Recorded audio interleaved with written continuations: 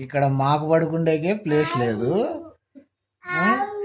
ఈడు మళ్ళా దీన్ని తీసుకొని వస్తాడు. అది లేకుండా పడుకోడంట. ఉండరా ఎట్లా పడుకో చూస్తా.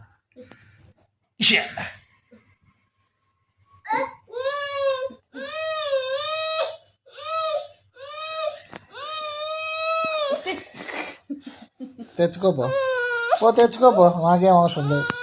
లేదు తెచ్చుకోపో.